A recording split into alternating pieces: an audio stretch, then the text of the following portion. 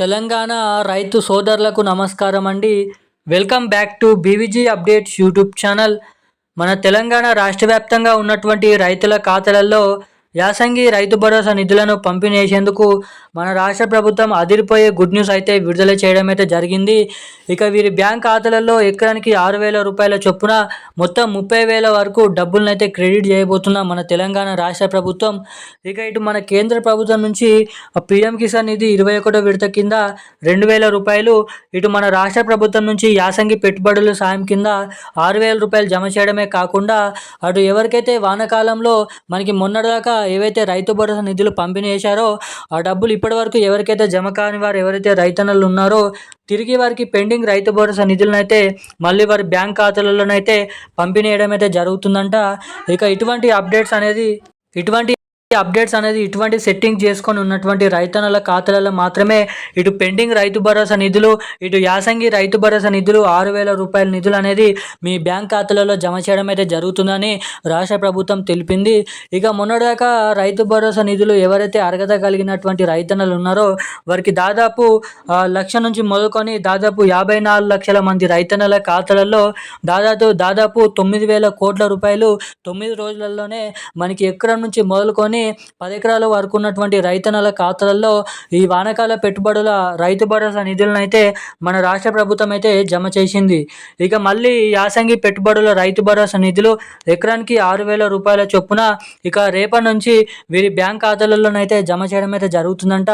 ఇక ఎవరెవరికి పీఎం కిసాన్ నిధి కింద 21వ విడత 2,000 రూపాయలు, ఇటు రాష్ట్ర ప్రభుత్వం నుంచి యాసంగి రైతు భరోసా నిధులు, అటు పెండింగ్ రైతు భరోసా నిధులు ఎవరెవరికి పంపిణీ కాబోతున్నాయో తెలుసుకుందాము.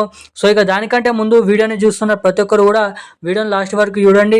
తప్పకుండా వీడియోని లైక్ చేయండి, ఛానల్ని తప్పకుండా సబ్స్క్రైబ్ చేసుకోండి. ఇక ఇప్పటి వరకు వీడియోని చూస్తూ కూడా వీడియోని లైక్ చేయని వారు, మన ఛానల్ని సబ్స్క్రైబ్ అయిన వాళ్ళు ఎవరైనా ఉంటే తప్పకుండా ఈ వీడియోని లైక్ చేయండి. మన ఛానల్ని తప్పకుండా సబ్స్క్రైబ్ చేసుకొని వీలైనంత మందికి వీడియోని షేర్ చేయండి. ఇక ఇప్పటి వరకు వీడియో చూస్తూ కూడా వీడియోని లైక్ చేయని వారు, మన ఛానల్ని సబ్స్క్రైబ్ అయిన వాళ్ళు ఎవరైనా ఉంటే తప్పకుండా మన ఛానల్ని ఇలాంటి లేటెస్ట్ అప్డేట్స్ కోసం సబ్స్క్రైబ్ చేసుకోండి, వీడియోని లైక్ చేయండి. ఇక మనం ఏమాత్రం లేట్ చేయకుండా అప్డేట్లకు అయితే వచ్చేద్దాం.